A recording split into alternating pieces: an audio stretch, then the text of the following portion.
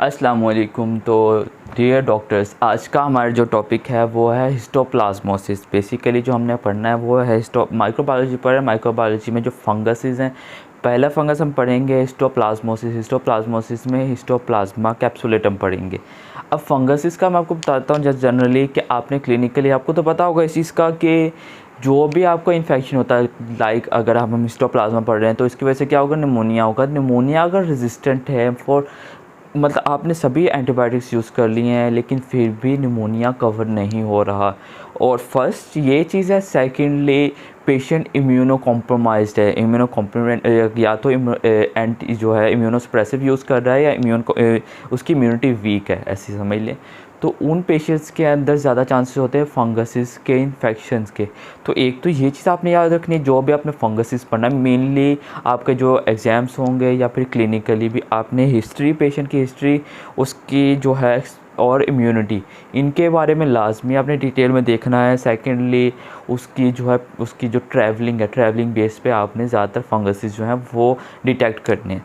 इनका आपने सिर्फ हिस्ट्री लेनी है। जिस तरह हिस्टोप्लाज्मोसिस है, हिस्टोप्लाज्मोसिस वाले पेशेंट जो गार होते हैं, मतलब केव्स होते हैं, केव एक्सप्लोरर्स होते हैं, इनमें होता है। अब केव एक्सप्लोरर आएगा तो उससे आपने एक ही चीज़ याद रखना है कि हिस्टोप्लाज्मोसिस हो सकती है इस पेशेंट को। अगर पेशेंट इस सिम्टम्स के साथ आता है तो वो हो गया आपके फंगसिस की वजह से हो सकता है। नो डाउट कि अगर मैं आपको रेजरवायर बताता हूँ कि वो एनिमल्स हैं या बर्ड्स हैं तो उनकी वजह से तो बैक्टीरियाज भी स्प्रेड होते हैं। बहुत सारे बैक्टीरियाज हैं जो मैं बैक्टीरियोलॉजी में बता चुका हूँ ऑलरेडी। तो फंगस के अंदर जो फंगसिस बताऊँगा, आपने हिस्ट्री, उसकी ट्रैवलिंग हिस्ट्री, लाइक उसने कहाँ कौन सी जगह एक्सप्लोर की हैं, किन चीज़ों के कॉन्टैक्ट में आया है, वो चीज़ें लाजमी देखनी। फंगस ऐसे ही स्प्रेड होगा, नो डाउट बैक्टीरिया भी ऐसे ही स्प्रेड होता है, लेकिन इसकी प्रॉपर हिस्ट्री होगी। आप पिन पॉइंट आपको सिर्फ आगे आपको एक चीज़ वर्ड बता दीजिए, आपको पूरी डिटेल पता चल जानी चाहिए कि अगर पेशेंट ये सिम्टम्स के साथ आता है तो उसको ये फंगस होगा। तो फर्स्ट आपका आता है फंगसिस में हिस्टोप्लाज्मोसिस। हिस्टोप्लाज्मोसिस डिजीज़ का नेम है। हिस्टोप्लाज्मोसिस कॉज करने वाली जो फंगस है, जो एक बैक्टीरिया जो फंगस जो एजेंट है, माइक्रोब है, वो उसका नाम है histoplasma capsulatum, cause by histoplasma capsulatum. ये ये फंगस है। इस फंगस की वजह से पेशेंट को हिस्टोप्लाज्मोसिस हो गया। अब हिस्टोप्लाज्मोसिस क्या होती है, इसके सिम्टम्स मैं आपको फर्दर अभी बताता हूँ। तो फर्स्ट ऑफ ऑल आपने इसका रेजरवायर याद रखना है। रेजरवायर आपने याद रखना है कि ये कहाँ से स्प्रेड होता है। ये भी बर्ड्स से स्प्रेड होता है। अब जैसे मैंने बर्ड्स को बोला है, बर्ड्स से अगर तो पैरेट्स को स्पेसिफाई कर दिया जाए तो वो कौन सी डिजीज़ होती है, सिटा की, क्लेमाइडोफिला सिटा की, तो वो तो बैक्टीरिया है। लेकिन अगर बैट्स का नाम लिया जाए, बर्ड के फेसेस या स्क्रीशंस कहाँ रेजरवायर, पहले तो आपको बताता हूँ। बर्ड्स के अंदर कॉमनली बल्कि आपको एमसीक्यूज बैट से ही पिक होगा। बैट से मतलब जो चमगादड़ होते हैं उससे। अब चमगादड़ कहाँ पाए जाते हैं? चमगादड़ ज़्यादातर गारों के अंदर मिलती हैं। नॉर्मली तोते वगैरह तो नहीं, चिड़ियाँ वगैरह तो गारों के अंदर नहीं रहेंगे ना। आपको इस चीज़ का जनरली पता होगा कहाँ होती हैं, बैट्स केव्स के अंदर होती हैं। तो इसका जो ट्रांसमिशन होगी ये ट्रांसमिशन तो स्प्रेड होगी थ्रू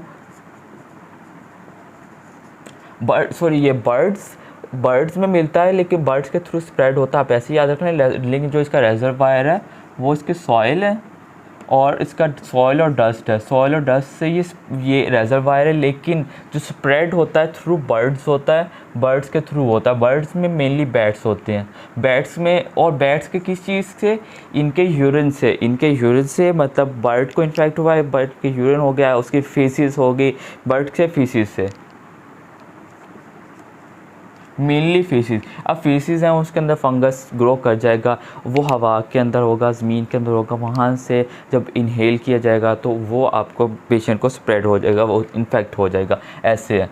तो बस आपने याद रखना है बैट्स कहाँ मिलते हैं? अब बैट्स मिलते हैं आपको केव्स में मिलते हैं। तो केव एक्सप्लोर करने वाले जो एक्सप्लोरल, आई थिंक सो एक्सप्लोरर कहते हैं। मेरी इंग्लिश इतनी अच्छी तो नहीं है कि एक्सप्लोरर होता है वर्ड, ठीक है, एक्सप्लोरर होता है, ठीक है। केव एक्सप्लोर करने वाले, अब केव एक्सप्लोर करने वाले कौन से होते हैं? ज़्यादातर जो गोरे होते हैं, जो हैं अब आपके अमेरिकन यूके कनेक्ट जो है यूएसए स्टेट्स, इन स्टेट्स के लोग, तो उनमें होगा ज़्यादा पाकिस्तानी होंगे, इंडियंस होंगे, लेस लाइकली केव्स में जाते हैं, लेकिन हो सकता है। तो केव एक्सप्लोर, केव की हिस्ट्री होगी, केव की हिस्ट्री होगा, और वहाँ से डस्ट के थ्रू, अब डस्ट के थ्रू गया है कहाँ जाएगा, आपके रिस्पिरेटरी ट्रैक में, रिस्पिरेटरी ट्रैक में जाके फंगस जो ग्रो करेगा। अब एक जगह पे फंगस ग्रो कर गया, वहाँ से वो सही काम नहीं करेगा, पेशेंट को ऐसे होगा जैसे निमोनिया होगी, निमोनिया में भी तो ऐसे होता है ना। तो पेशेंट को सिम्टम क्या आएगा, सिम्टम्स में जो कॉमन सिम्टम आएगा, सिम्टम के साथ आएगा पेशेंट किस चीज़ के, निमोनिया के साथ। ये तो हो गया निमोनिया के साथ, लेकिन जैसे कि मैं आपको स्टार्टिंग में बताया है कि ये फंगस की वजह से है। अब फंगस की वजह से क्या होगा, फंगस तभी ज़्यादातर कॉमनली फंगस तभी पेशेंट को इन्फेक्ट करता है जब उसकी इम्यूनिटी वीक होती है। तो अगर पेशेंट इम्यून नॉर्मल है, हेल्दी है, नॉर्मल है या हेल्दी कह लें आप, हेल्दी है,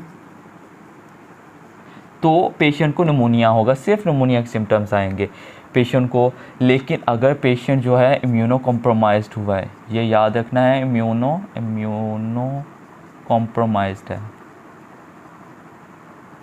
अब इम्यूनो कॉम्प्रोमाइज्ड है, इस पेशेंट के अंदर ये वर्स होगी डिजीज़।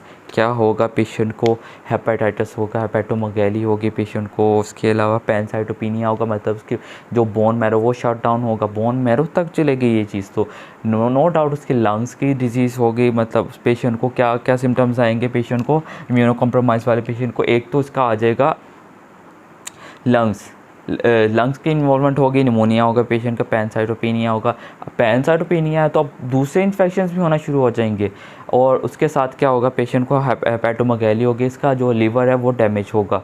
तो इम्यूनो कॉम्प्रोमाइज़ के अंदर फ्लू लाइक सिम्टम्स होते हैं, लेकिन क्या कहते हैं, हेपेटोमेगाली होगी,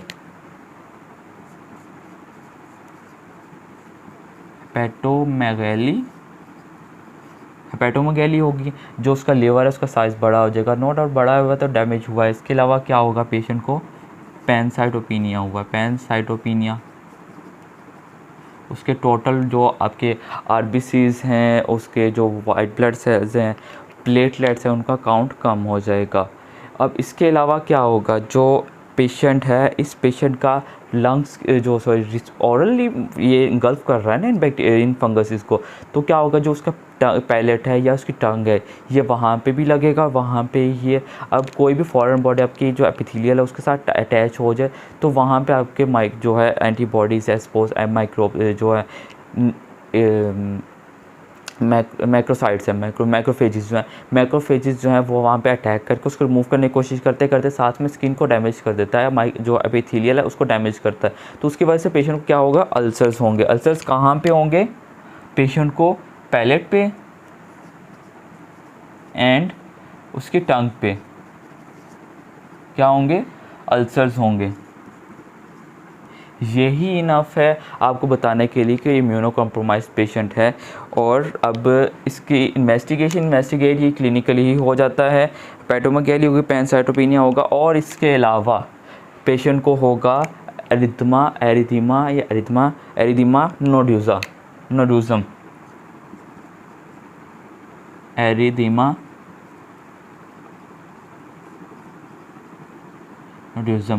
एरिथीमा नोड्यूज़म की एक पहले बैक्टीरिया के अंदर मैं आपको कॉज बता चुका हूँ, वो कौन सी है नोड्यूज़म की, वो है आपकी एरिथीमा नोड्यूज़म। होता ये है कि आपकी जो है शिन होती है, शिन के जो मसल्स की फैट है उसकी इन्फ्लेमेशन हो जाती है, उसको कहते हैं एरिथीमा नोड्यूज़म। ये इसकी एक कॉज डीडीज़ में याद रख लें, mycoplasma bacteria, mycoplasma pneumonia bacteria, जो मोस्ट कॉमन एडल्ट्स का निमोनिया कॉजिंग बैक्टीरिया है। तो दूसरा आ जाता है fungus. Of course no doubt ये आपका स्किन का मतलब डर्मा का टॉपिक है, लेकिन अभी आपने एक चीज़ें याद रख लेंगे, आपके पूरे सिस्टम जब दोबारा आप कर लेंगे, आप इन्फेक्शन जब पैथोलॉजी करोगे बहुत हेल्प होगी। तो इसको ऐसे ही याद रखना है, इम्यूनो कॉम्प्रोमाइज़ होगा, उसमें ज़्यादातर क्या होंगे, फंगस के इन्फेक्शन होंगे। फंगस के इन्फेक्शन में अगर केव की हिस्ट्री है तो कौन सा फंगस होगा, हिस्टोप्लाज्मा कैप्सुलेटम। अब इसका ट्रीटमेंट आपका बहुत इंतहाई ईजी है, सारे के सारे जिस तरह मैं आप बैक्टीरियोलॉजी में बताया था मैंने आपको, ट्रीटमेंट्स जो हैं ज़्यादातर ड्रग्स के कुछ को छोड़ के डॉक्सीसाइक्लिन है। ऐसे ही अगर तो माइल्ड केसेस होंगे, माइल्ड केसेस में आपने यूज़ करना है इट्राकोनाजोल,